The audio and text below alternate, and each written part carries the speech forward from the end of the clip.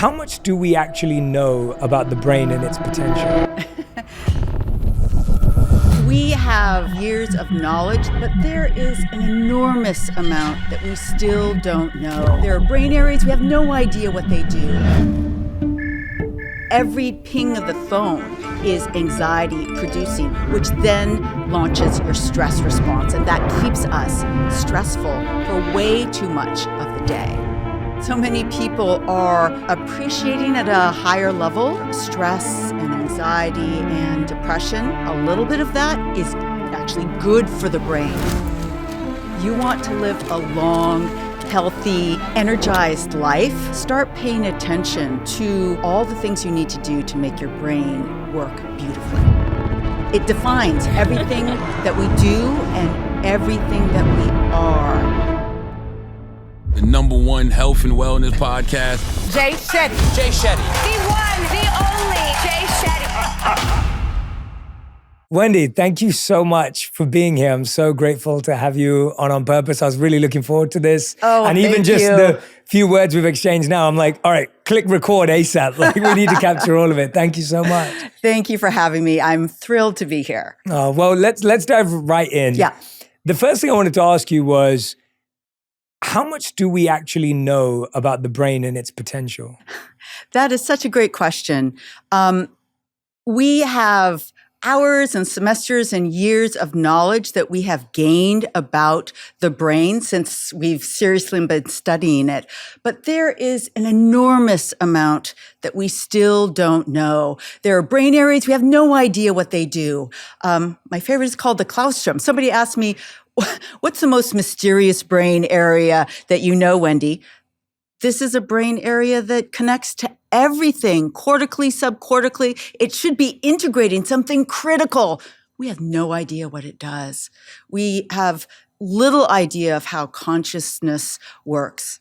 We know a lot about vision.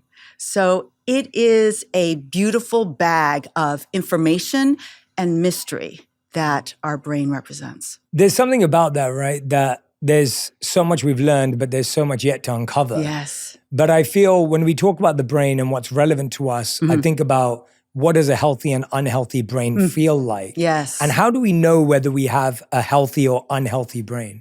I think that the answer to that is so many people are appreciating at a higher level their stress and anxiety and depression.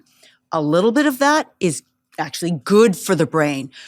Chronic, all the time, can't get out from under the cloud or the big rock around your neck that anxiety can feel like, that is not good for your brain. High levels of stress overall will start to first damage and then kill some neurons in your brain. That is not good. So if you are at that level, that is not good for your brain. What about someone who says, and I'm sure you hear this all the time, Wendy, oh, stress doesn't really affect me. I can just keep going. I don't really notice it. What would you say to someone who says that? I would say I said that a lot to myself. And when I sat down to write my second book, Good Anxiety, I realized how much stress and anxiety that I was dealing with in my life. And also, I think the key was there were simple tools that one could use to address not all forms of your stress and anxiety, but a lot of those forms of stress and anxiety. And so the first step is awareness. Yeah, so becoming aware, why are we in denial about our stress? I think, I live in New York City. People like to wear a badge of stress. Every time you answer, how are you? Oh, so stressed out. So much to do. It's like a badge of honor. So I think that has become part of our individualistic society. And that's not good. I mean, what you should be able to say, at least a good chunk of the time, is actually, I'm doing well. I feel good. I feel energized. And you don't hear that response all too often. And that's not just in New York, but I think all over the country and all over the world. Yeah, for sure. No, I think you're so right. I think people are used to saying surviving. Yes. Just surviving, just getting through this day. Yeah. I'm just moving forward. And I think that's why we're doing this episode, because we want people to be able to turn around and say, oh no, I'm doing well, I'm energized. Right. But there's almost like we carry this guilt if we are about to say that, right? There's a feeling of like, or there's a feeling of shame that I'm not working hard enough. Right. Yes. Right? So going back the other way Absolutely. with the badge of honor, there's a feeling of if I said, oh no, I'm actually doing okay. Yeah. That's me saying I'm not working hard enough. Right. I've noticed that as well. I've noticed that in myself and my colleagues. And it's about stepping back and realizing, I think one of the most profound pieces of advice that somebody gave me early on is making me realize how important and how complex my brain was.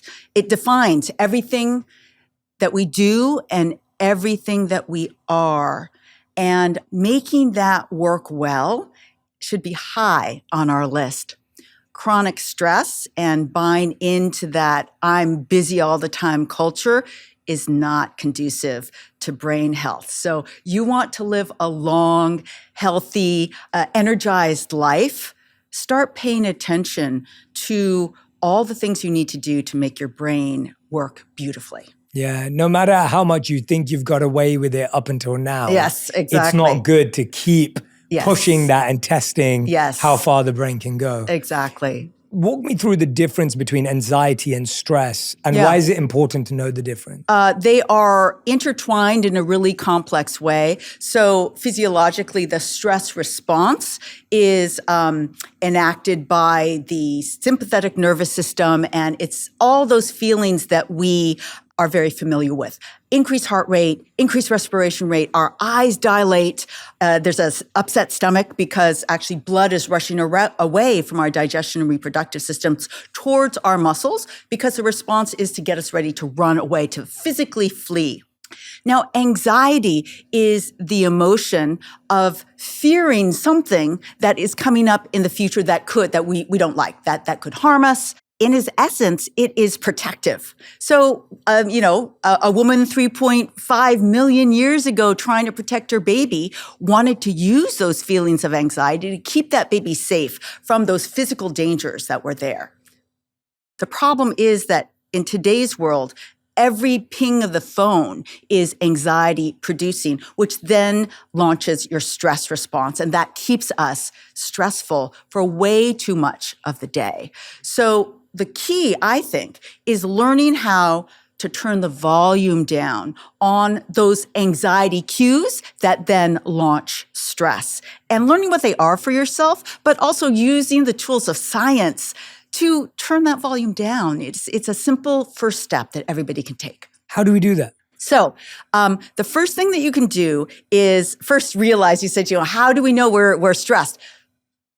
Self-reflect for a moment. Am I telling everybody I'm stressed all the time? Do I not sleep well because of stress? When you do that, there are my number one and number two tools that I immediately go to. And I know you've talked about this so many times on your show. Number one, because it is immediate, is deep breathing, breath work. Why? Because breath work activates the equal and opposite part of that sympathetic fight or flight system, the parasympathetic system.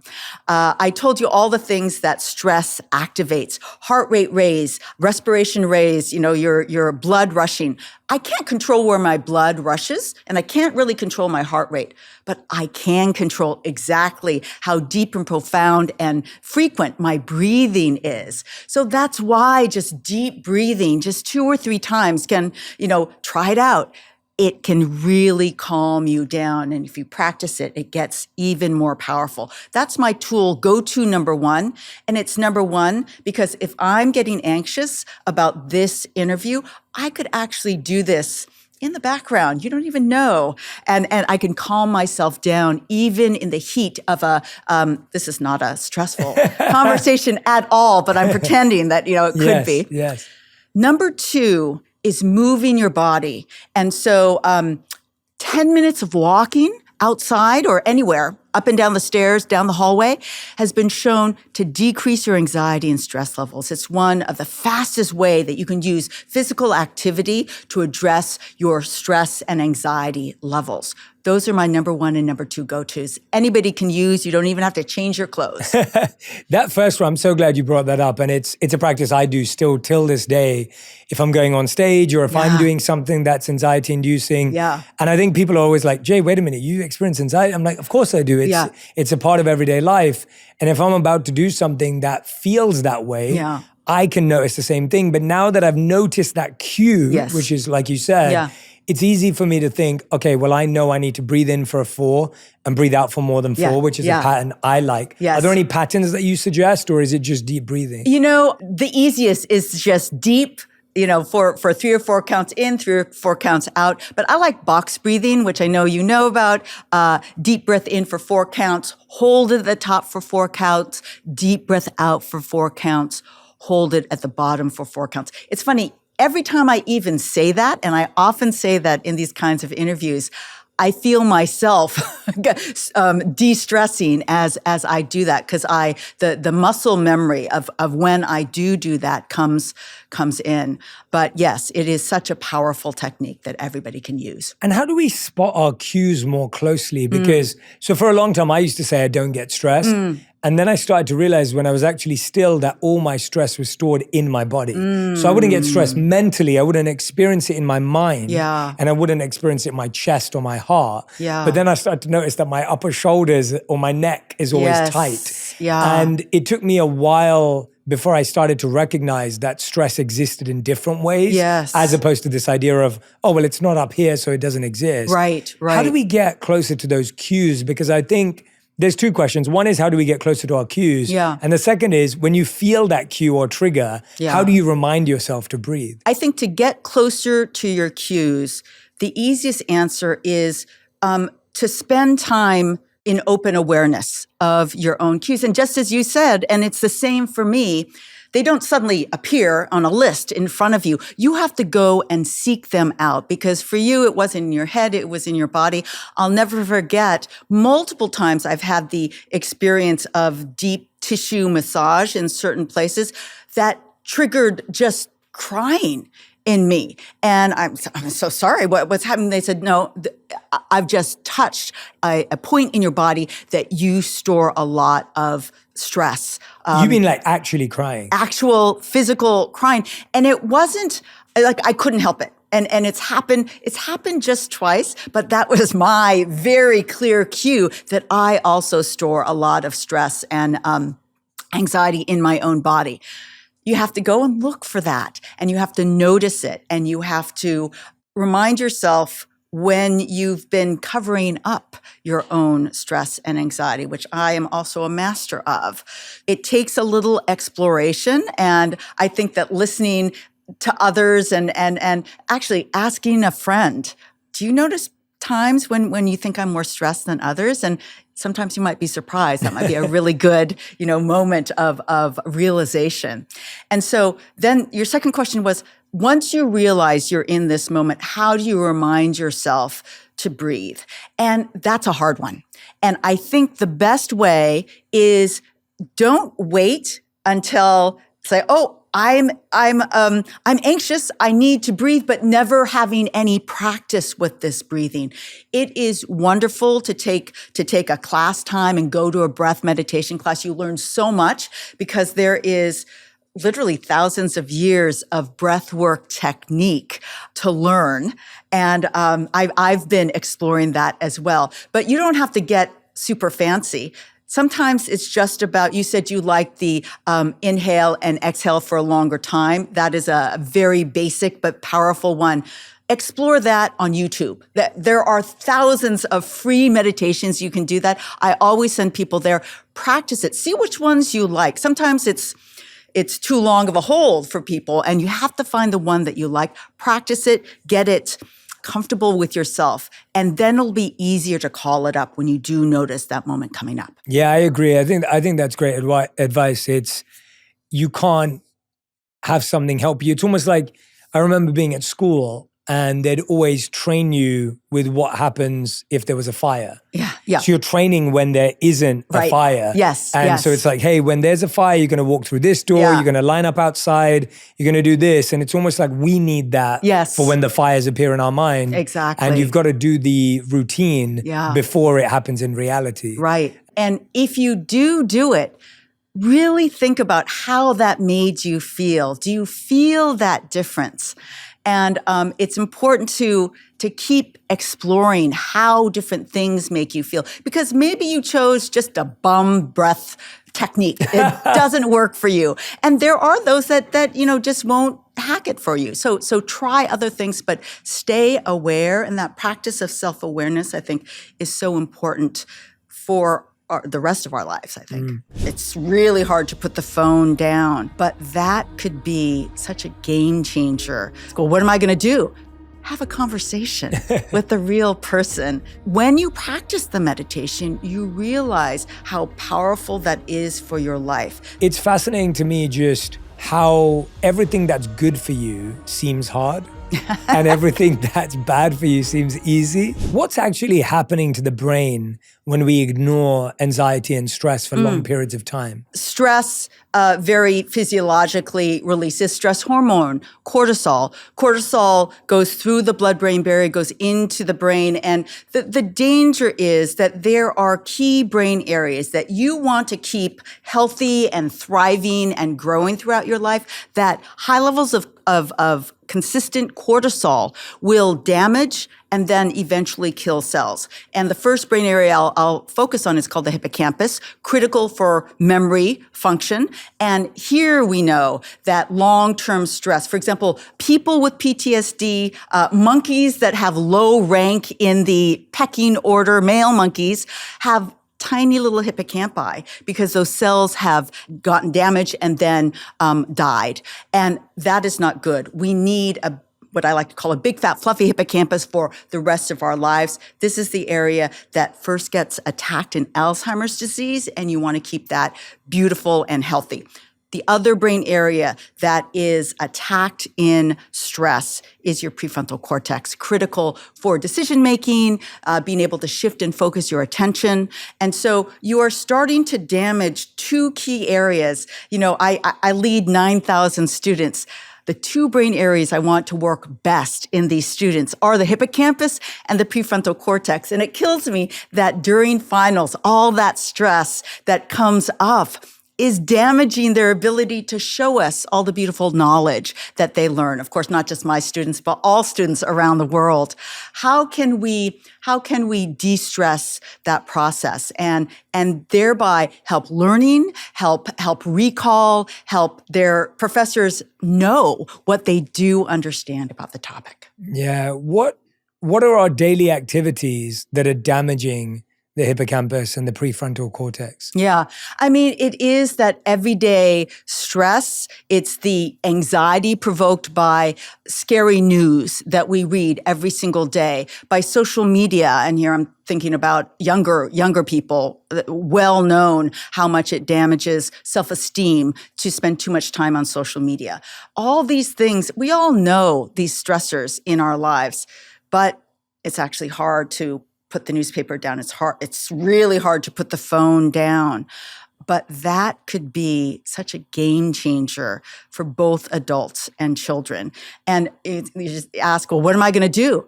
Have a conversation with the real person, which is what I always try and push people to do. That is such a joy and a privilege in our lives to be able to do. Yeah, I've really found also that if we can just find a gap between when you wake up and when you pick up your phone, it just rewires the brain. And I think we have to think about it physically, where it goes, okay, well, if I don't put my brain in this, noise in the morning, just as I would never wake up to like volume 100 on any song or whatever it may be. If I just allow my brain some time to like speed up naturally and catch up with the pace of the day, then actually I'll be better at doing everything else. Rather than when I rush my brain from 0 to 100 miles per hour with 50 emails and 30 notifications. I'm expecting so much of my brain, and no wonder I'm stressed out immediately. Yeah. Because my brain's trying to compute and formulate. It's like if your partner turned to you in the morning and said, "I want to have a really deep discussion about life." Yeah. First thing in the morning, it's like you'd be like, "Oh, I don't think I can handle that right now." Yeah. And it's shocking to me how many of us are putting ourselves in stress by looking at our phones first thing in the morning. Yeah, I have a morning routine that I've come to love, which is about a 45-minute meditation when I first wake up. So that's the first thing that I do. And I do a tea meditation, which is meditation over the brewing and drinking of tea. Because not tea bag tea, but loose leaf tea, where you have to steep it for a certain amount of time or else it doesn't taste its best. And then you pour it and then you drink it and then you re-steep it. So for me, that ritual really keeps me in meditation. And what do I mean by meditation? Just, I do body scans. I have prayers that I go through every morning, which is, I think, the antithesis of looking at your email. Yeah. And then I do a 30-minute workout, which is, I do it online. So I do open my computer, but I'm not, looking at the newspaper at the same time I'm doing my workout. I'm focused on that workout. And that really prepares me for the day. And if I miss either one of those, I feel it the rest of the day. Yeah, definitely. I love hearing that. How long have you done that for?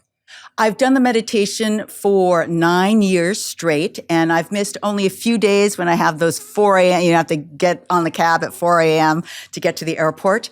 And exercise I've been doing for even longer. I've gone through lots of habits with my exercise, but having the morning habit and really forcing myself, not forcing, it's a habit.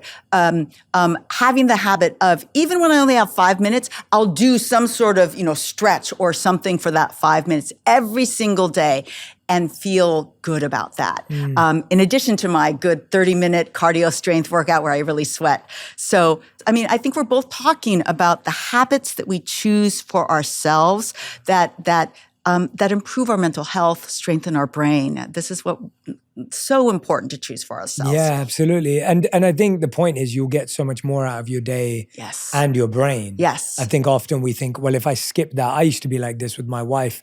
She was the one who kept drilling into me how important physical activity was. Yeah, yeah. And I was just like, no, I'm fine. And she was like, imagine how alert you'll be. Yeah. Imagine how focused you'll be. And I didn't believe her.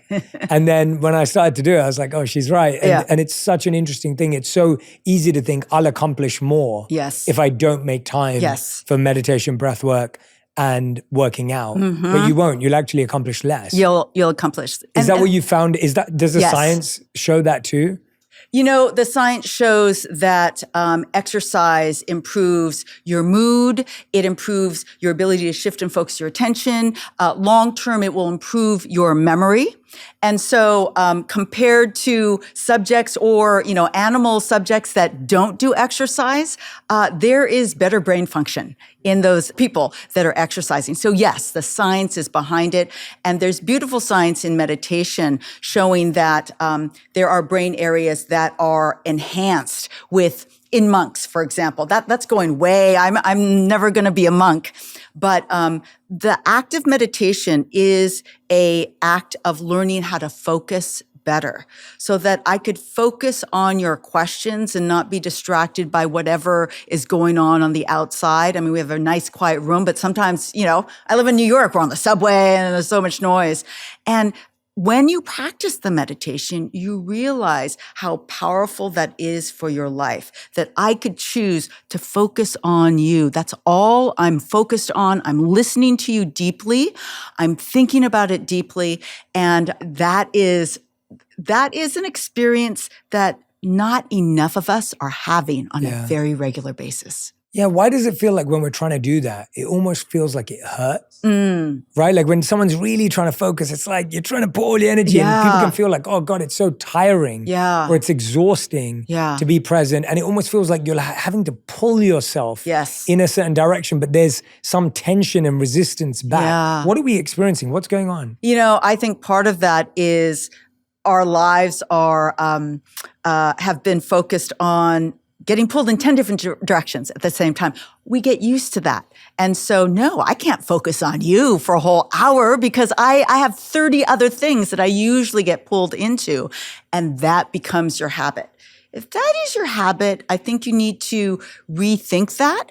And it's a muscle that you build. I remember my undergraduate advisor, the woman who made me want to become a neuroscientist. She used to say that new learning, and this is a new habit that you're learning, will hurt. It'll make your brain hurt because it's those dendrites that are growing and stretching out and making new connections. It's not an easy thing. It's a metabolic load. It is an effort to build new pathways. But that's what we're doing when we're trying to focus and connect for longer periods of time than we were used to. Okay, so it's okay if it hurts. Oh, yeah, absolutely. It's supposed to hurt. Right. It's almost like you're walking through a path that doesn't exist yet. Yes. And so you're having to pave that way. Exactly. So you're the first person walking it. Yeah. There's nothing ahead of you. You're chopping down the trees and leaves in front of you. Exactly. You're building the bridge, the pathway. Yes. And that's why it hurts. And it's so interesting when you think about it that way. Yeah. Because you go, oh, okay, so every time I walk over that bridge, Yeah. it will become stronger. Yes. And every time I step on that step, Yes. that path becomes clearer. And now it's going to be easier for me every time. Yeah. Yeah, it's fascinating to me just how everything that's good for you seems hard and everything that's bad for you seems easy. Well, yes, I think at a certain point of the journey, that is absolutely the case. But at a different point of the journey, when you've cut down those trees with your machete, it feels glorious to be able to have these deep conversations with your friends and build that habit with your friends and your loved ones and build that habit of first thing in the morning, no phone and meditation. And you know how much better you're going to feel. And that is the part of the gratitude. Yes, I have a gratitude practice. It's like being grateful for all those good habits that I have been forming and throwing those away that I don't, and being grateful that I threw that away. Yeah, I talked a lot about, going back to your point around monks' brains, I talked a lot about the science behind monks' brains in my first book, Think Like a Monk.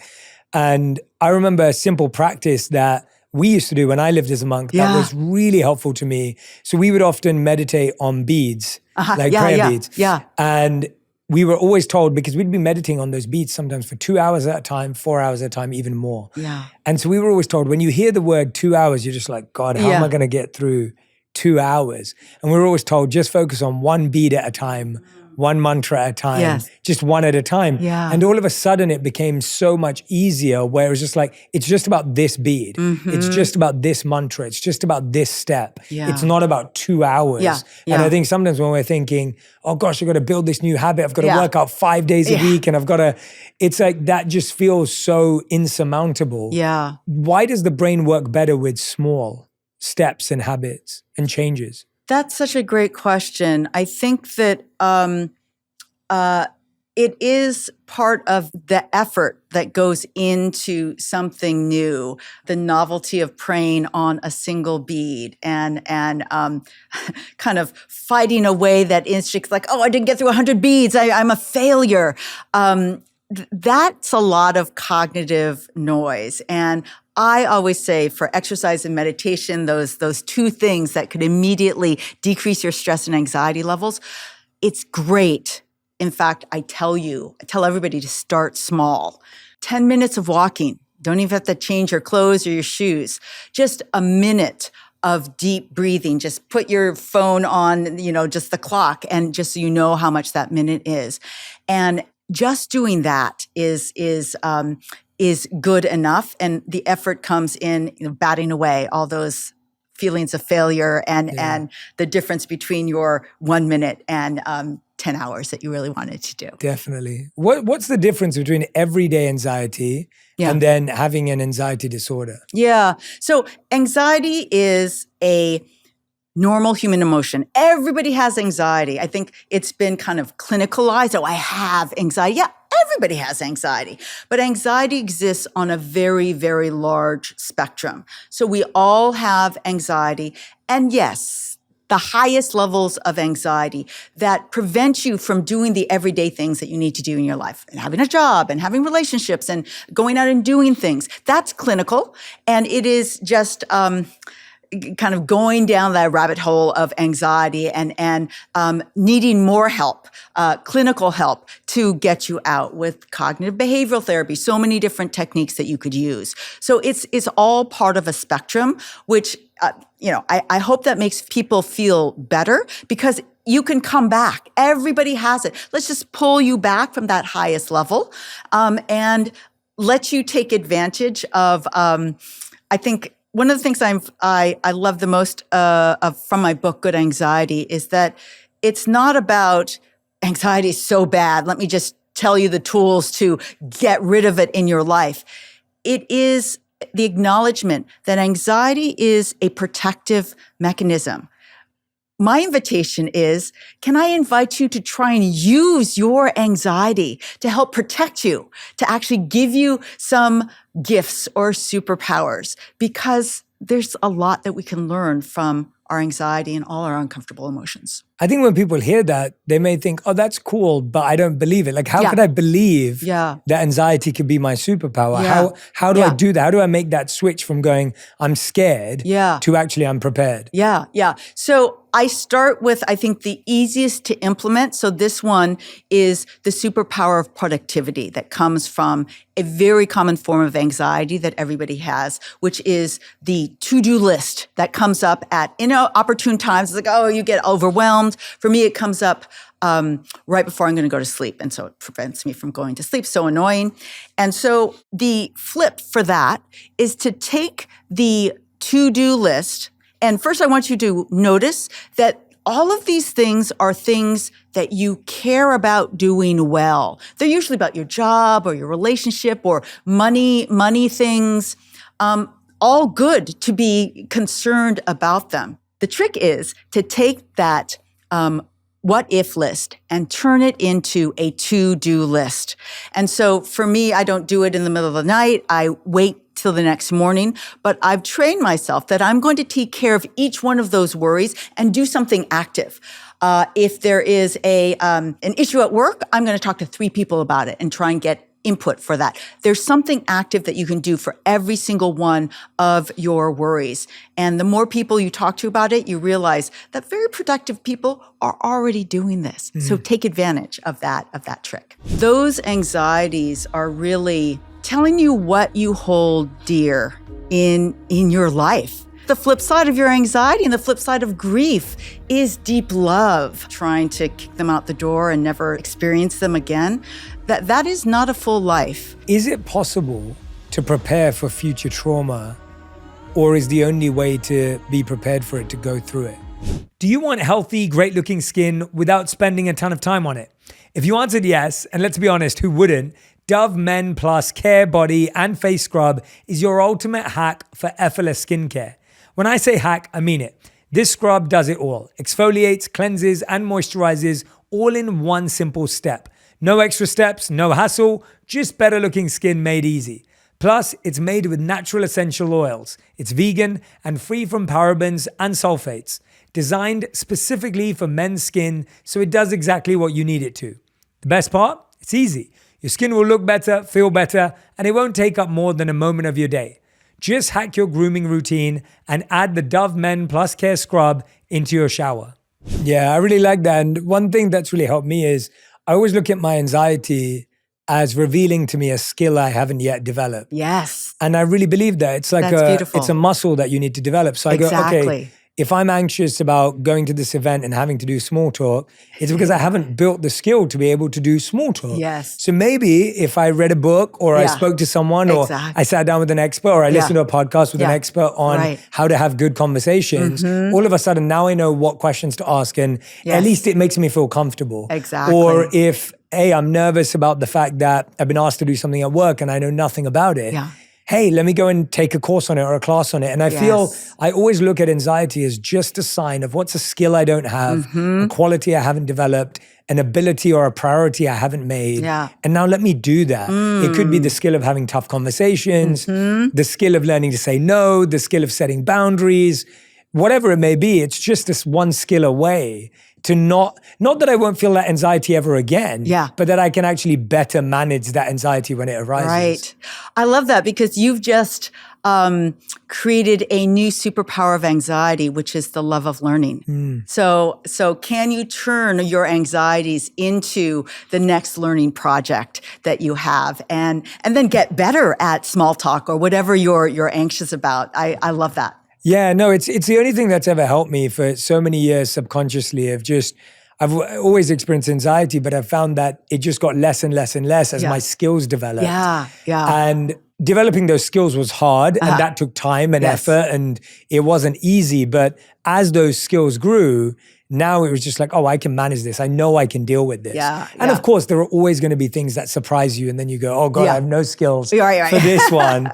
And that's okay too. But even if the skill is resilience, or even if the skill is learning to develop how to deal with grief, I feel these are all skills and muscles. And if they're looked at that way, we can deal with them better. Absolutely. I mean, those anxieties are really telling you what you hold dear in your life. I think, wow, that sounds good. I want to know what I hold dear in my life, because the flip side of your anxiety and the flip side of grief is deep love. And so I think that all of these more difficult emotions, when seen in that light, can be embraced in a new way instead of trying to kick them out the door and never experience them again. That is not a full life if you don't have grief, because it suggests you didn't have that deep love that turns into grief when something goes away. Not that I'm wishing people grief, but that helped me so much in my periods of grief to realize that grief would never be so deep that I could never even imagine it before it happened unless the love for those people were so deep in the first place. And it's like, wow, I love them more than I even realized, which was a gift to realize that and pulled me out of my grief. Wow, that's so beautiful. Could you share more on that from your perspective of how you actually got to that realization? And how was it before you felt that way? So that realization really defined the way I wrote this book, Good Anxiety, because I started the book before these events, and it was going to be a neuroscience-based book on anxiety, and I was going to explain the science of it so everybody could understand, and it was going forward in an exciting way. And then my father passed away. And he was 85, and he had dementia, and he had a sudden heart attack. And it was just so sad. And I remember being so grateful that my brother did the eulogy, because that has been my biggest fear in life, to have to do a eulogy and have to stand up and talk about somebody who's just passed without crying uncontrollably. He did such a beautiful job. But the next tragedy was that 3 months later, my brother, who's 2 years younger, also passed away of a heart attack. He was the most fit person and that you would ever know. And that was devastating to lose both of them of the same thing within 3 months. And I was trying to go through it, and I stopped writing the book because I couldn't, because I was grieving. And then I realized I had to do his eulogy because there was nobody else left. It was only me. And so a lot of soul searching. What am I going to say? How am I going to get through this? And it was in that search that I realized that that grief was coming from a good place. And it actually was inspired by a workout that I was doing, where the instructor said, in trying to get us to work out harder, she said, with great pain comes great wisdom. And I was like, oh my God, that's what I need to know right at this moment. What is the wisdom that's coming from this huge pain that I've never felt before? And I realized that the wisdom was that the deep grief was showing me how much I loved them. And so it was still hardest thing I've ever done to write this eulogy and stand up. But I basically invited everybody to cry along with me at the one point that was hardest to get through. And I got through it that way. But it allowed me to approach grief in a very different way. And I want to say I'm almost thankful for that experience because it made me search for the beauty that comes from the pain in our lives in a brand new way. Well, thank you so much for sharing that. And I'm so sorry for that period in your life. I can't imagine how challenging and stressful that is, talking about stress and anxiety. Yeah. And I really appreciate how you connected the dots for us, because it's one thing, you're this incredible researcher, professor, you have so much amazing insight, but then to apply it in real life in extreme cases is so hard. What did you learn about the brain when going through that you didn't know already? I learned that my brain was more resilient than I thought it was. I expanded the range of my emotions that I had experienced in my life, which is a good thing. I think that relativism is beautiful. That dark feeling of deep grief helps me appreciate the joyous moments better. And I think about that a lot after this has happened. That was part of the gift that I got. And yes, and it changed the way I looked at, because then I did the eulogy, I came out of it, I was feeling better. Okay, I have to go back to this book on anxiety, but I couldn't write it in the same way anymore. I had to find the gifts or the superpowers that came from anxiety, which I've already shared that with you, but that's the reason why I never would have, I don't know what the gifts are. Well, I did learn,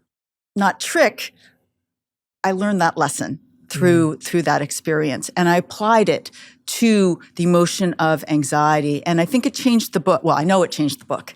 I wrote it in a completely different way, and I've used those lessons in a different way in my life since that experience. Wonderful. And what did you know about the brain already at the time that helped you get through it? Yeah. As a nerdy neuroscientist, I know all about the mechanisms and the receptors involved in stress. And not that I studied grief per se, but grief is one, that gives you a lot of stress when you have grief. I think my whole life has helped me bring my more academic study of neuroscience to life. There is the lessons that I could teach and that I do teach to students about what we know about the stress system, the memory system, your prefrontal cortex, decision-making, all these fascinating topics. But then there is life that comes in. And I think that what I've been doing more recently in my career, I did a very traditional academic career up to a certain point. And then I started to try and apply kind of life's lessons to neuroscience. And so what does that mean? That means going off book and thinking about, other ways to convey anxiety, not just the clinical part, but the useful part for your life. So that's how I would describe it. Absolutely. How do traumatic events like that, what you went through over a period of 3 months, and I know so many friends who've been through similar things and different things that maybe are not to do with grief in that way, but even grief of a life you could have had, people who've had breakups. How does emotional trauma actually affect the brain? What's going on? Yeah. So, emotional trauma, also, there's a relatively simple formula with what happens, which is going back to the stress hormone cortisol. Depending on the actual stressor and the duration of that, it is going to first kind of alert your brains, like, I don't want this to happen again. It's like, this will not happen again. And that's what it was supposed to do. It's supposed to heighten your senses so you can escape from the burning building. However, in these other life circumstances, a breakup or a death that the emotional effects linger for a long time, they might actually cause what's called fear memories to develop. These are memories dependent on a structure called the amygdala that, again, are trying to protect you. Like, don't have this happen again, and steer you away from events. So I might have been steered away from eulogies or speaking in front of crowds, which I do all the time. But I would have been steered away from eulogies. When you have these broader realizations about what's going on, you could actually learn in a deeper way from them.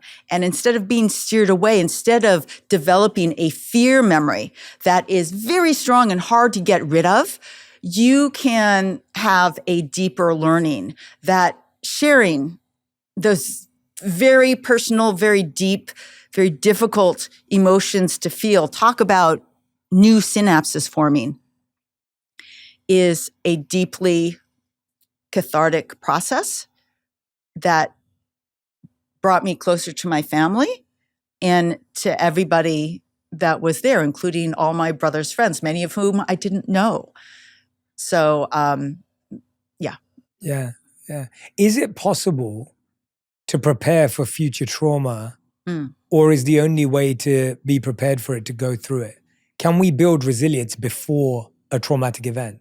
Yeah, I think I wouldn't recommend that everybody goes out to try and prepare for trauma, but everybody has some form of trauma, and I think going back to your superpower of anxiety and learning from that, and also realizing, this was another big realization for me, you're not going to get rid of that deep negative emotion. It's there for a reason, to warn you against, this is a bad time. If you didn't have this warning, you would be walking in the middle of the freeway with no care in the world. So you're not going to get rid of that. But to focus yourself on the learning that comes out of it. And that yes, it might take some time, and to give yourself that time. Maybe what I'm trying to get at is the self-compassion that can come from any trauma that you have, and learning to apply that to yourself, I think is a really good thing that you can prepare. Yeah, I think when you lose someone you love, that painful feeling inside is a reminder that life is sacred. Yes. That you should tell the people that are close to you that you love them. Yeah. That you should really value and prioritize time together and moments together. It's a reminder that pain's just pushing you in the right direction, nudging you in the right direction to say, don't make the wrong priorities. Don't set the wrong focuses in your life. Right. And if it went away, as it does, we also forget that. Yeah. As the distance grows from when you've lost someone and the distance from that pain, it's not that the pain goes away, but it gets less and less and less. We also forget that. Yeah. And then all of a sudden something else happens again and we've reprioritized, right? Yeah, absolutely. Why do we forget lessons that we learn? Well, if I could answer that, that would be the $64 million question. And actually, part of the answer is the brain evolved to help us remember those lessons around dangerous situations that we have, so we don't go in that direction anymore. Yes, we might forget, but actually our brain has evolved to make those kinds of fear memories or difficulty memories the hardest to get rid of. That is why PTSD is so hard to get rid of, and those you don't want to be carrying around. So I would ask a flip question, which is, how come we don't relive our most glorious memories more often? Great in question. our lives? And in fact, I think of that because that is my favorite brain hack from Good Anxiety, which are tools that you can use to decrease your anxiety. And this tool is called joy conditioning. And it is designed to specifically to counter fear conditioning dependent on the amygdala. Joy conditioning is dependent on another structure called the hippocampus, which allows us to form and retain our everyday memories for events. And so joy conditioning is simply using all the tools that we know about neuroscience that make those kinds of memories stick, which is reliving them. I just went on a beautiful week-long yoga breath work. It was actually not yoga, breath work retreat. And I completely unplugged. And so what I'm practicing my joy conditioning on is what it felt to be in that circle every day, every morning, every afternoon. I remember that the ocean was so loud. We were right by the sea. The heat was so hot. The food or the fruits were so amazing, just the flavor of the fruits. And those are the things that revivification of the what, where, why, when, the taste, the smells, the sounds, that's what strengthens the memory. I am strengthening this joyous memory. And I do that consciously. And I invite everybody to do this to kind of counteract all those negative memories that are hard to get rid of. Let's fill our brains with all the most joyous, funny, fun memories of our lives. Yeah, I love that. Joy conditioning Joy is such conditioning. a great hack and habit. There was, when I went on tour last year, we went to nearly 40 cities across the world. Wow. And at the end of them, I'd lead a meditation. Uh-huh. And I didn't have a name for it, Yeah. but that's exactly the meditation I'd do. I'd ask everyone to go back Yeah. to a moment where Yeah. they experienced the most love and joy in their life. Yeah. And to relive it in the feelings. And Yeah. I was thinking about earlier this year, you reminded me as you were talking about your breathwork retreat. Yeah. Earlier this year, I visited Bhutan and I'd never been before. And for anyone who doesn't know, Bhutan is this tiny, beautiful country landlocked between India and China, right in between. And it's got a beautiful culture. They're famously known for measuring GNH, not GDP, and GNH is gross national happiness. Oh. And so the culture of Bhutan is very, very much mindful and being present. Yeah. And I was asked to lead a session there. And I remember we'd gone inside one of these old Bhutanese buildings. Yeah. We're in this beautiful courtyard surrounded by candles. Yeah. It got really, really dark where even though I was giving a presentation, no one could see me, they could only hear me. Yeah. And before it got dark, when it was just, the sun was about to set, I asked everyone to take a mental picture. And I always loved that technique, the 5, 4, 3, 2, 1 technique. Yeah. Yeah. And so I asked everyone to look at 5 things they could see, 4 things they could touch, 3 things they could hear, 2 things they could smell, and 1 thing they could taste. And I was like, this is how we take a mental picture. Yes. And now literally if I close my eyes, I can go back there right now to that moment because I took in the colors, like you were just saying. Yeah. Took in the shade of the sky, took in the shapes of the Bhutanese architecture. Oh, wow. Like all of these, and as you were describing, the fruits and the colors and the Yes. breath. Yes. And I just feel like if we all, I love what you're saying because I do think we have so much joy in our lives. Yes. But we relive the negativity Yes. more. Too and much. if you had a tough journey coming here or I did, we would talk about how tough it was the whole day. Yes. But if we had the most beautiful journey coming here, we wouldn't talk about it once. Exactly. And we just ignore it. Yeah. And feel like, well, that's normal. Yeah. But what's become normal is us repeating our challenges. Right. When does talking about our problems and our anxiety actually help our brain versus hurt our brain? I think it depends on how you talk about your anxiety. And I think, again, going back to this learning process, can you talk about your anxiety as what it brings you, what you learned from either the fantastic way you handled your anxiety or the non-optimal way, and then think about, well, how will I do that differently the next time? That is the classic growth mindset. And if we can learn how to talk about our fear, our anxiety that way, that is beautiful. in my meditation this morning, actually, it was a auditory, I was listening to a guided meditation. They asked me to think about 4 things, and I just loved it. I didn't know this was coming up. It was, what do you fear? What scares you? What brings you joy? And what brings you hope? And I thought, wow, what great things to ponder. And it really kind of brought things into focus for me when the first thing that came to mind, what do I fear? Who do I fear losing more people? What am I scared of? And there it was, I get scared of people's opinions about myself. What brings me joy? All the friends that bring me joy. And what do I hope for? What I want to build in this world? So it's about approaching, and there's anxiety in that list that everybody will do if they choose to do those 4 things. But again, anxiety is pointing you towards what you hold dear.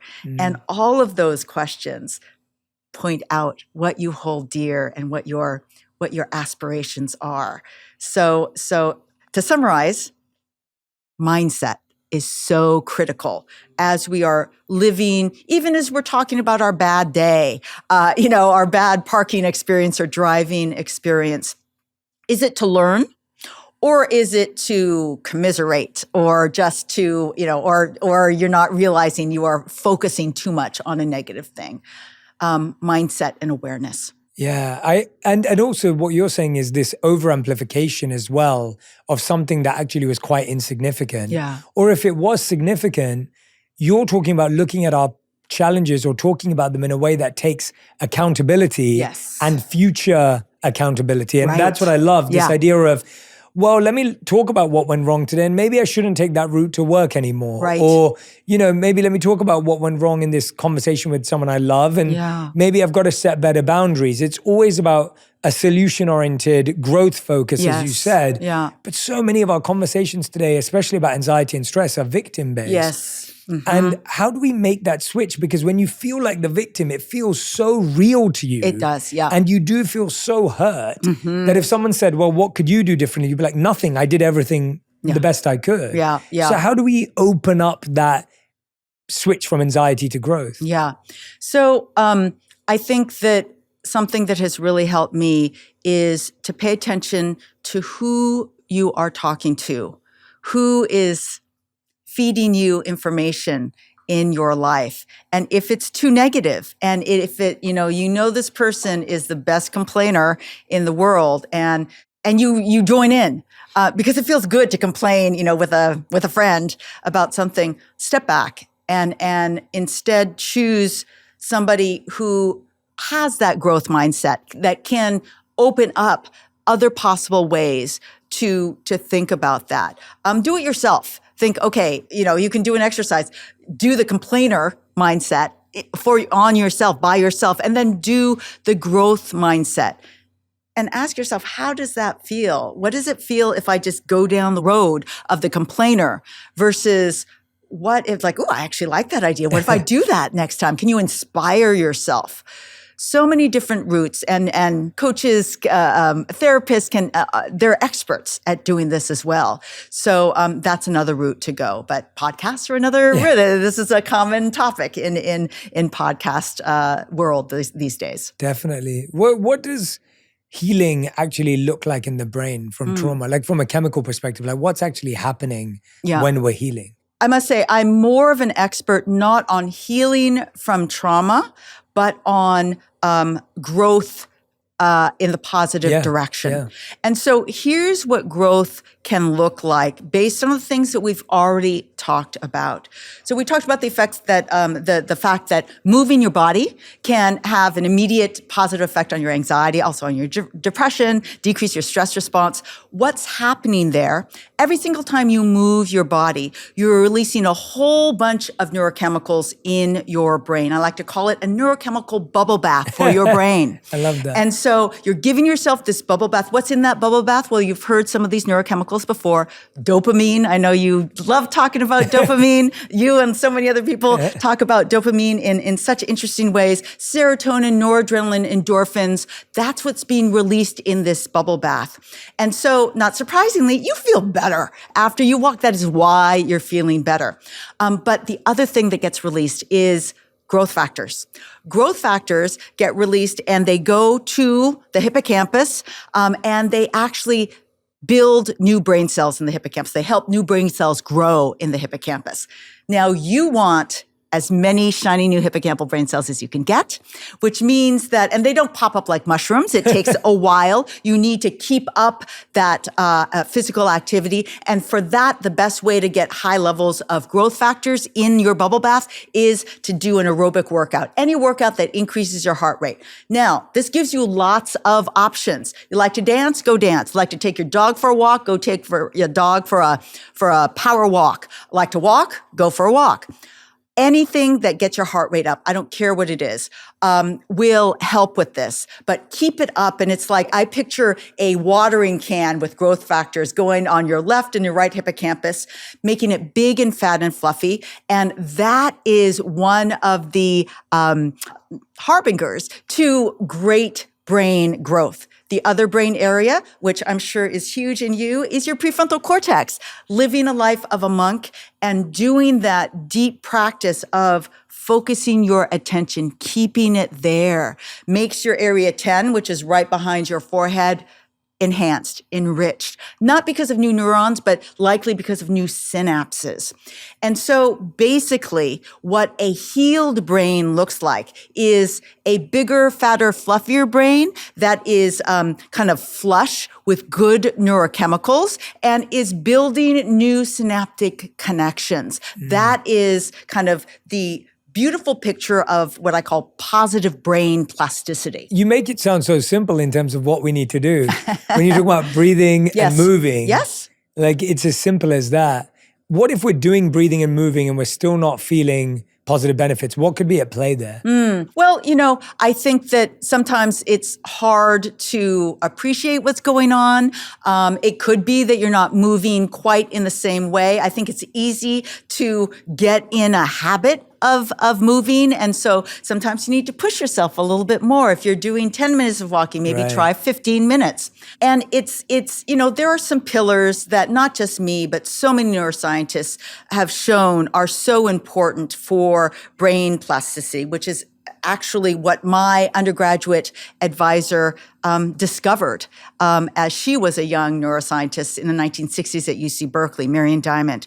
And so exercise was one of the pillars. Stress reduction that comes from meditation. Social interaction. We are social beings. I'm sorry. Social media does not count. Person-to-person interaction. That is what humans were evolved to do. Sleep, which we haven't talked about, but is so critically important. And the fifth pillar is good nutrition. Social interaction, I need to add that social interaction doesn't mean just conversations. I include love there. Having love in your life is something that neuroscientists don't often talk about, but it is absolutely critical for the health of your brain. And how do you define love from a neuroscience perspective? Well, so you can study the neurobiology of love and compare the brain areas that get active when you look at the picture of an acquaintance versus the picture of somebody that you might have. What would you see? You would see reward areas lighting up, but other areas, social interaction areas as well. And one of the most interesting findings that I love from that neurobiology of love, fMRI study of love literature, is that they've also started to look at how does the brain response to your loved one change from the first throes of romantic love when you can't get enough of each other to a relationship that has evolved to something stable, but very, very loving. And what happens is it goes from just lots of lots of dopamine and lots of reward areas and kind of a suppression of the amygdala and kind of the fear. You're fearless when you are first in love. And I know, I felt fearless. I don't know if in a good way, but we feel fearless. And it starts to evolve into a pattern that looks like the maternal or paternal pattern. That is that protective element. And we can't see everything from fMRI, but I thought that's such a beautiful pattern to think about. That yes, I can't sustain that first flush of love for the rest of my life, but that deep love that you do feel for a child, that is what comes with long-term commitment. I'd never heard about that from a neuroscientist. Yeah. That's so interesting. Yeah. That's so interesting, that romantic love. Yeah. But the way it looks afterwards is more paternal and protective in that sense. Yes. Not in every single, morsel, but when you look at the relationships that you admire, those long-term relationships, there is the devotion that is there that of course you see for, protection for your young child. It's not identical, but that devotion is beautiful. That's what's moving about those kinds of relationships. Yeah. And I feel like today it's become harder and harder and harder, even just in how people gather. Yeah. Like I feel like I was just watching, what did I just see? Gladiator 2. and I remember watching Gladiator 1. And I was just, while I was watching it, I was just thinking about the fact that the Roman Colosseum was so big. Yeah. And that people would gather every week. I mean, they'd gather for the worst reason whatsoever. Right. But the idea that so many people would gather. Yes. Every week, or I think at one point it was every day. And I'm like, first of all, what is everyone doing in their spare time? But so many people would gather, so many people would be together. Of course, if we look at whether it's community centers, churches, temples, the places of gathering, today we have less and less places of gathering. Yes. Even though there's millions of people going to listen to this episode. Yeah.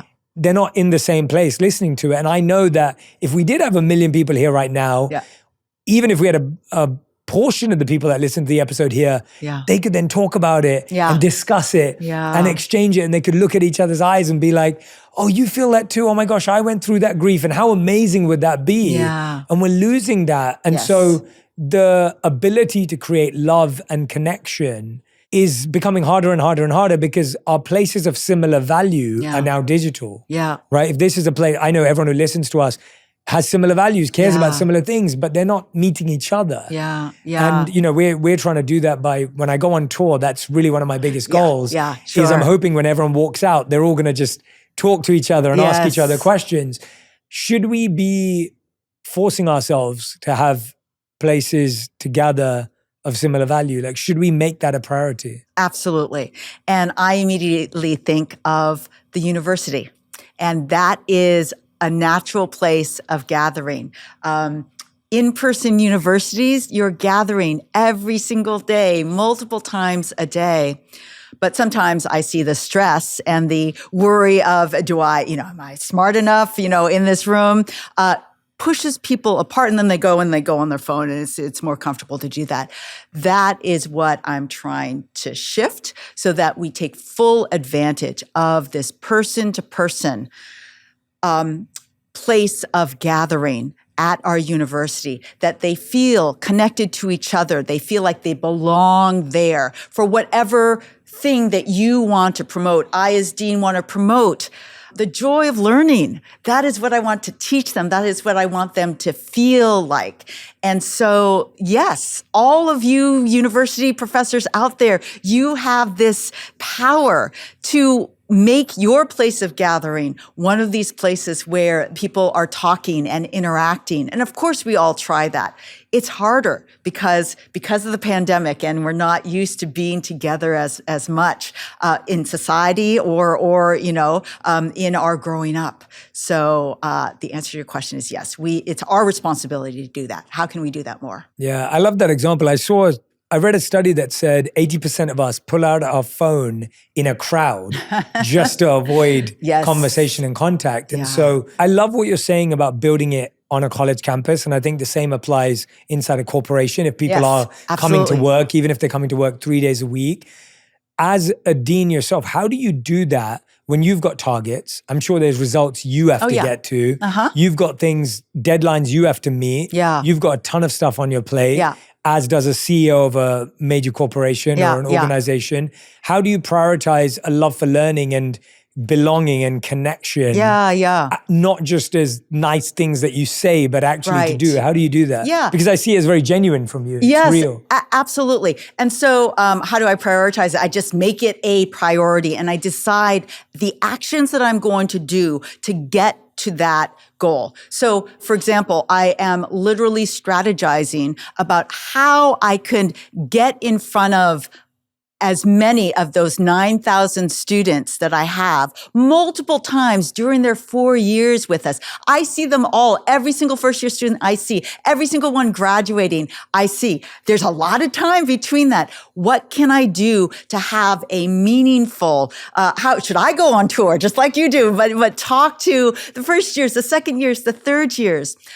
I loved my college experience because I was imbued with the love of learning. And so I do that through the coursework that I provide for my students. That is, actually, I'm trying to develop it right now. It is an online class, but with an in-person component so that I could kind of gut up to scale. The first time I did it, it's called the Fluffy Brain course. So I want to give all the students in this course a fluffy brain, teaching them a lot about what we've just spent the last hour talking about.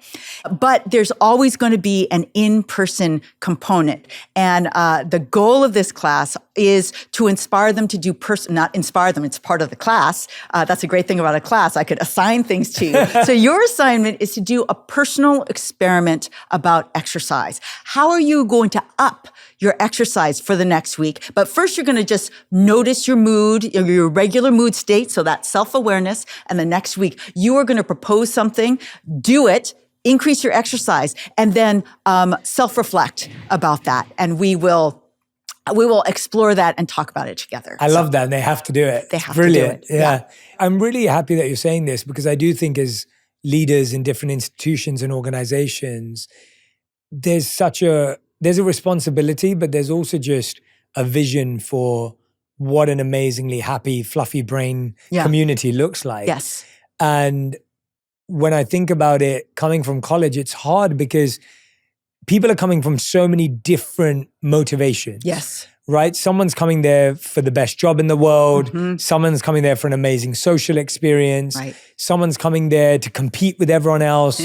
Right? You've got all these drivers. And to Yes. kind of take everyone's drivers and point it in one direction is one of the hardest things to do in the world because everyone's got their background and their walk of life. And I remember in the monastery, it's similar to what you said. Our senior most monk would always talk about 3 qualities above all qualities. Uh-huh. And it was humility, tolerance, and compassion. That was it. Yeah. And so if you went to one of his lectures, that's all he was going to talk about. Yeah. And what you realized slowly was that, at least for me, I found that those became qualities that I aspired for because I recognized they were most valued in this place, even though I may have come from a different set of values before. I would have come from like ambition, drive, whatever it was. And all of a sudden it's humility, tolerance, compassion. And then you saw those who accepted and those who rejected it as well. There were some people who just went, oh yeah, whatever, who cares? And then there were some that went, no, that seems to be the truth. And so what do you find is the healthiest way to encourage people in the right direction? Because people don't want to be told. Right. And people don't want to be preached to. Yeah. So how do you do it in a way that actually the brain digests? So I start with the official greeting of the College of Arts and Science, which is, Jay, you have a beautiful brain. And so I invite all the students when they see me on the street to come up and say, you have a beautiful brain. And of course, I will say it back to them. And I love starting from there because that is the truth, the neurobiological truth that every single one of the brains of my students is beautiful. Your brain is beautiful. My brain is beautiful. And no matter what your motivation for being in this space with me, it has a beautiful brain. And from there, we go from, which hopefully provides a sense of belonging, we go to let's share. Let's share what you have to give from your beautiful brain, because your brain has something to give that is different than what my brain. And let's just provide a situation and an environment that's open to all of that sharing. And talk about the fact that no, it's not about competition. It's not about getting the highest mark. It's learning the deepest for whatever class you are. And I know these are hard priorities, but I'm building them over the last 2.5 years, and it's really a joy to be able to do that. They're so lucky to have you. Oh, thank you. They really are. That's such a, to leave college with that mindset, with a love for deep learning, I think will set people up for so much more success than just a great job that eventually may end up being the job that they don't want to be in. Right. And a career that they don't enjoy. And then when you realize that and you don't have a deep love for learning, that becomes really, really hard. And that's kind of what I see. I feel like I speak to a lot of people who are kind of got the job that they thought they want out of college. And then 5 years in, maybe even quicker, they're like, it's actually not what I wanted. And now I'm trying to find meaning in life. But the problem is I didn't have that deep love for learning. And so now I have to build it later on. So it's so lucky to have you. Oh, thank you. It's really amazing. I wanted to ask you, when you say that affirmation, I love that you have a beautiful brain. Does positive thinking and positive affirmations, do they actually work? Absolutely. I mean, there are studies showing that if you take a group of people and have them do positive affirmations, not just saying them a certain number of times every day, versus people that don't do those positive affirmations, their affect is better. It's higher, less negative affect and more positive affect. Yes, it does have an effect, which makes sense. Our brain takes in everything that's happening to us. So, this is why we talked about looking at the people that's feeding you information. Are they cynical? Are they negative? Or are they giving you a growth mindset? Are they giving you interesting new possibilities to go to? Very important to ask yourself that. I wanted to ask you, Wendy, if it's okay, a couple of questions from your first book about memory. Yeah, sure. Because I just think it's such a fascinating subject. And when we think about the brain and memory, I think there's so much connection there that I think would fascinate people. I wanted to ask you, why is it that we can remember different things about the same event when you're there with the same people? Why does that exist? So sorry to say, but our memory does not work very well, generally. We think, I'm young, I have a great memory. No, our memory is not great. And so the reason why two people at the same event remember different things is that we are focused on these different things. And let me just go over the 4 things that makes memory stick. This works at all ages, based on the neurophysiology and biology of this hippocampus that we talked about, critical for forming and retaining new long-term memories. So what makes memory stick? Repetition.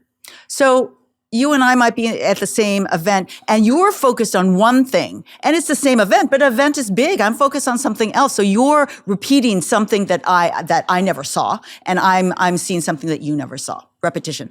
Association. We remember things better when they're associated with other things that are in our long-term memory. So we might be easier to remember a friend of a friend that we know really, really well, and they introduce us, versus somebody that you don't know at all and you're trying to remember them from anybody. Association. Novelty. If it's really novel, you've never experienced this in your life, it tends to be more memorable because our brains are focused on novelty. It's a danger kind of, we have to pay attention to novelty. And maybe there are things at the event that were really novel to you that I've seen a million times and my brain just completely ignores them. And the 4th thing that makes memory stick is emotional resonance. So we remember the happiest and the saddest points in our life. That's what this structure, the amygdala, helps with. It kind of helps those really emotional memories stick better. And again, at this same event, you might be moved by something that either I didn't see or just I wasn't moved by because that wasn't in my life experience. So there's lots of different reasons why 2 different people will have sometimes very different memories of the same event. Yeah, and I have a friend who is very present, in the moment. But if I was to say to them to remember something from 1-2 years back, even from 15 years back, they cannot recall it at all. Yeah. Is that an issue? You know, memory is also, there's a lot of variability. And I remember I met somebody with something called highly superior autobiographical memory. I don't know if you've heard of this. They did this great show on 60 Minutes about people. It was actually discovered by colleagues of mine, neuroscientists at UC Irvine. And these are people that have extraordinary memory for details, so they could remember when they were 8 years old, what was on TV at 7 p.m., 7:30, 8 p.m., and this incredible memory. It gets in the way, but there's on one end that form of memory, and then all the way to there's actually particularly poor memory in that same vein. I'm not sure if 2 years ago memories don't stick as long as the person can, live their lives and they have, regular memory for the things they need to live their lives for. Right. But there's a wide variety of memory levels that can exist in the world. Got it. So that's not a sign for dementia or Alzheimer's or like... No. How old are they? No, they're young. They're young. Yeah. So many people have this fear of dementia. I have dementia in my family. It's our memories also. Here's a tip for everybody: they get worse as we age because we know and we've experienced more in our life. It's called interference. So I didn't know anything when I was in high school. My memory was better because I had nothing to interfere. Now I have so much to keep track of. I give myself some slack when I don't remember certain things. That's why I have an assistant to tell me what I really need to remember. But I'm not worried because there is a lot of interference in my life, and I take that into account. Yeah, and if we want to strengthen our memory, what would you suggest? Yeah. So strengthening your memory is all about being present to what you really want to remember, using those 4 techniques. Now, you can't make something emotionally resonant unless you try and make it funny.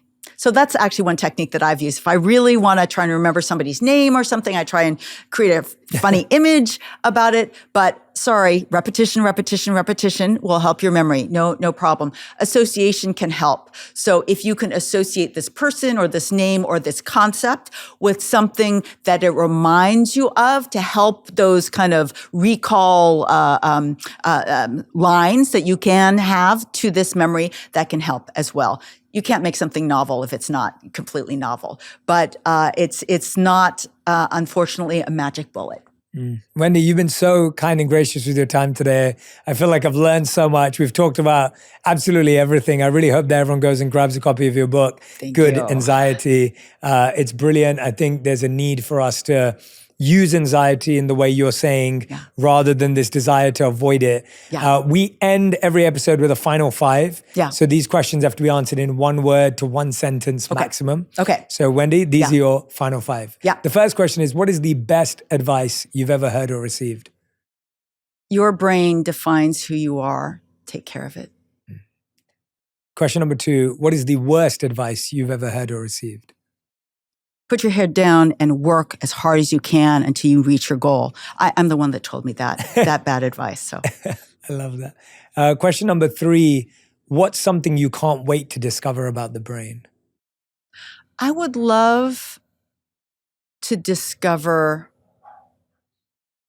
how to enhance joyous memories more easily. I love that. Question number 4, what's something that you used to think was true about the brain, but now isn't? Oh, well, we used to think back in the early 1960s that the adult brain had no capacity to change or grow. And my whole neuroscience career has been showing how that could happen. How do you make it happen more? And what are those activities that you can bring into your life to do that beautifully? Why did we believe that? Where did that come from? It came from the point in time we were in neuroscience. There was just no evidence that there were overt changes. We didn't have deep enough microscopes to see the molecular changes, even the structural changes that we can now see very easily with our more powerful tools. And so understandably, they said, I see no evidence for change. Once you reach adulthood, I see no change. And so, of course, that was the dogma until somebody said, hey, I think let's look at this in a different way. Of course, that wasn't believed at first, but then with effort, that was the concept of brain plasticity. And now we know that so much can change in the brain. Is there an age at which certain things can't change? Yes, for certain things, language, there's a language What's change. the age? Yeah. I think it is, don't quote me on this, around 10 years old. It's good to learn the languages before that. That could be a little bit on the low side.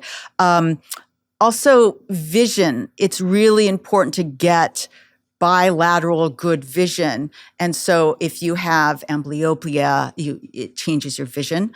Those are things that change with age. Yeah. All right. Fifth and final question. Okay. We asked this to everyone who's ever been on the show. If you could create one law that everyone in the world had to follow, what would it be? You must make at least 5 deep friendships in your life. It's beautiful.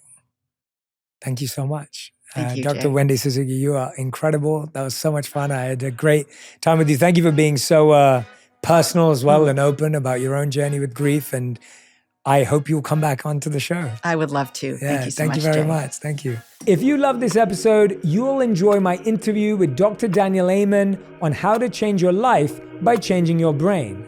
If we want a healthy mind, it actually starts with a healthy brain. I've had the blessing or the curse to scan over 1,000 convicted felons and over 100 murderers, and their brains are very damaged.